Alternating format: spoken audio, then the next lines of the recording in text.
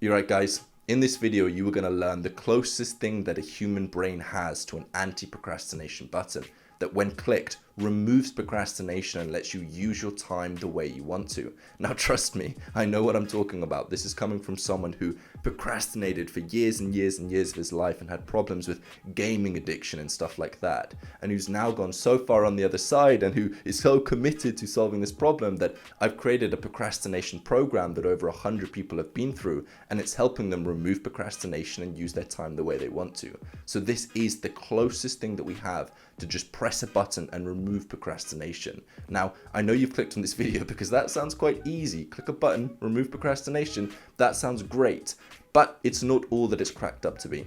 In the first half of this video, I'm going to go through what that powerful thing is that when utilized can get you to start doing what you want to be doing. Then I'm going to finish the video with a 3-step framework so that you can actually apply this principle into your life today and ultimately start using the precious time that we've got on this planet in a slightly more productive and beneficial way to you and the people around you. So what is that button? What's that thing that you can implement in your life and procrastination is removed? Well, it's urgency. Let me explain what I mean with an orange and a glass of water. Here, if I put the orange into the glass of water, we see that this is a solid. The orange is a solid, and we've got a vessel here, which is the glass. And in the moment, as you can see right here, the orange is just sitting in the vessel. It's just staying together. All of the particles are clumped up together because the orange is a solid. But what happens when we add liquid to this vessel? As you can see, the liquid, which is at that level, it stays together. Although it doesn't clump up and in the middle of the vessel, the water, it stays together. It's all clumped up together. And although this may look like a completely empty glass, in fact it is full. If we put something over the top of the vessel, inside of there is a load of gas particles. Now what's interesting is how do those gas particles act? If a solid all clumps together and stays static in the middle of the glass, and a liquid swirls around staying loosely connected to each other's particles, how do the gases act when they're in a vessel? Well, the gases spread. As you know, if you've been to GCSE science or you've done any basic science, the gases spread to fit the size of the container. And this is exactly what happens when we procrastinate. The activities that we assign for ourselves fit the container that it's provided to. It's actually called Parkinsons Law, that the activities that we do fill up the space that we provided. For example, if you dedicate 45 minutes to do a meeting, it's going to take you 45 minutes to accomplish everything in the meeting. Whereas instead, like people like Elon Musk do, if you instead just assign 5 minutes to the meeting, you can still get the same accomplished in just 5 minutes. What's this got to do with procrastination? Well, if you've got a large container, what are the gas particles going to look like? Well, they're going to be very, very spread out. Just like the action you take towards your goals are going to be spread out if you have a large container of time. This is the reason why when you get set an assignment that's due in 3 months' time, you're only able to start doing it in the last week. Because in the beginning, the container's massive and the gas particles are spread out, so the work you do is very spread out. But as time goes on and on and on, the container of the activity that you've got to do is smaller and smaller and smaller until finally it's so dense and there's enough urgency for you to act and to actually work on completing that assignment. So if we find a way to consistently add urgency to our life, have a reason to do the activity now instead of later, we're able to shrink the container, increase the pressure, and increase the amount of work that we get done on a daily basis. So let's go over 5 tangible ways that you can actually add urgency to our life, and then I'll reveal the 3-step framework for applying urgency today. Number 1, a lot of people think that to remove procrastination, they've got to take things off of their plate. If you're not accomplishing the things that you've already got assigned for you to accomplish now, well then maybe if you get rid of some of the stuff, then you're going to be more likely to do those things. But for 99% of people, the opposite is true. Now, granted, there is the 1% of people that are doing too many things and they procrastinate because they feel overwhelmed. But for most people, they have too little on their plate, which means that they're not able to execute consistently and ultimately reach their potential. For me, when I was at university, I was doing okay. I had a lot of spare time. I would go to my lectures, I would come back, I'd do a little bit of work, but I didn't have much time.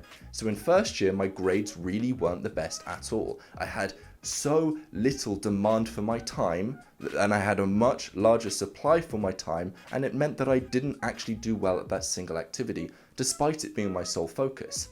Then what I started doing was adding in this YouTube and the procrastination program. And what happened was, when I had a greater demand for my time than my supply, and I actually did better at university. I got on the dean's list. I got one of the top grades at my university, as well as being able to grow this YouTube channel and grow my business.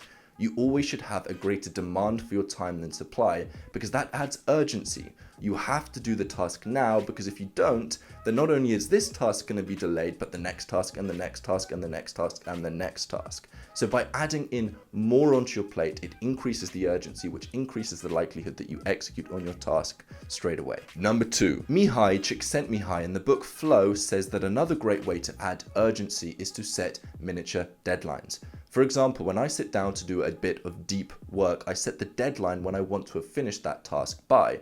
Instead of just saying, today I've got to do this, this, this, and this, instead say, this is when I'm going to do it and this is when I'm going to do it.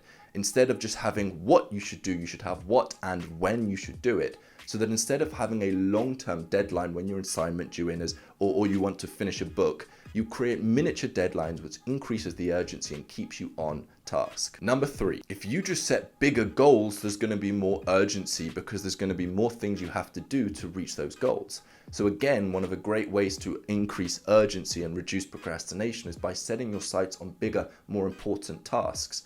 When you recognize how much more work you've got to do to accomplish those tasks, then what's going to happen is you're going to be easily able to execute on the task you should be doing. So if you've got your sights set on a certain grade or overcoming a certain obstacle, set your sights on overcoming obstacles even bigger than that. And for some people, this will work really well, but take this advice with a pinch of salt, because again, there are some people that when they think bigger and bigger and bigger, they get overwhelmed. So this is information that applies for most people, but just be careful in case you're one of the outliers. Number 4, creating consequences. There are many things you can do to increase the consequences or the punishments you get if you don't accomplish a task. You can say, if I don't do this, then get a friend to say, rip up this book that I really want to read, or donate this much money to a charity that you don't like, or even donate some money to the opposing political party that you like if you don't do this task. All of these things are just a way for you to increase urgency so that your brain actually recognizes that you should do this task now instead of later and later and later. And the more urgency that you can add up to a certain point, again, the more likely you are to be able to execute on what you should be doing. Number 5, using accountability. Having someone watch over you, even if it's a friend coming over and watching what you're doing, or even downloading Rescue Time, which you can get a 14-day free trial at andrewkirby.net/rescuetime. What that's going to allow you to do is it feels like someone's watching you. It feels like you're being watched and you should always be living up to your potential, because you know that all of that data is getting tracked. I'm not going to be watching YouTube when I should be doing deep work, because I know that Rescue Time is going to track it, and it's going to recognize the fact that I'm actually not using my time the way I want to be using my time. So if you start to implement some of those 5 steps, you're going to be able to increase urgency, which is the closest thing that the brain has to an anti-procrastination button. The human brain is designed to optimize energy and not to expend wasteless energy. So why would it act now when it can act later? All urgency does is it gives your brain a solid enough reason why you should do the activity now, so that the default mode isn't, I'll do it later, I promise. Now, most YouTubers would just leave you with this principle and not give you a way to apply it, but I don't want to be someone that just motivates you. I want you to be able to come back to my videos every Monday, really apply a piece of information to your life and experience the benefits straight away. So now I'm going to give you a 3-step framework to actually implement this idea into your life. Number 1, get clarity over what you want and when you're going to do it. The first step is to get very, very clear on the exact specific task that you want to be doing that you've been procrastinating on. For example, if you've got a dissertation due, you've got a project due in for work, or even if you've just been procrastinating reading a book, going to the gym, or exercising. Get very, very specific on what that thing is that you should be doing that you're currently not doing. Get as specific as possible. It's not just work on my business, but more specifically, what is the activity that you want to be doing? Get it very, very clear in your head so there's no confusion, because as soon as there's confusion, there's an opportunity for procrastination to happen. So get very, very clear. Now, not only should you get clear on what you're doing, but also when you want to be doing it. Don't just say, I'm going to work all day tomorrow on this project. Instead, say, no, between this time and this time, I'm going to do this.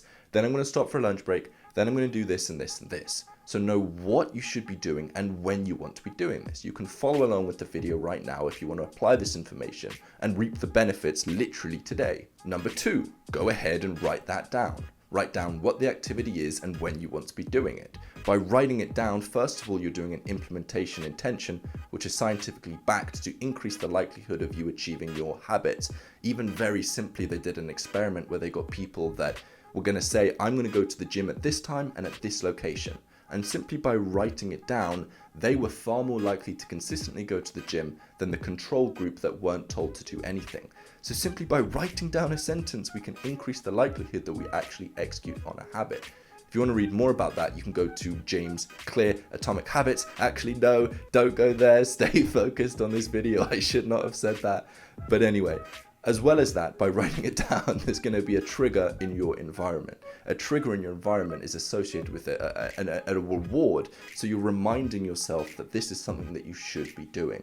And again, this is in Charles Duhigg's book, The Power of Habit. Number 3, add urgency. Have a reason for you to do that task now instead of later. If there's no reason for you to do the task, then again, your brain's going to default to not doing anything, and it's simply not going to do the task. If you do use that 3-step framework, you're going to greatly increase the likelihood that you make change and that you actually stop procrastinating. You start using your time wisely. You stop wasting this precious time that we're given on this planet. But ultimately, and I've got to be completely honest with you, this is only going to work for a short period of time.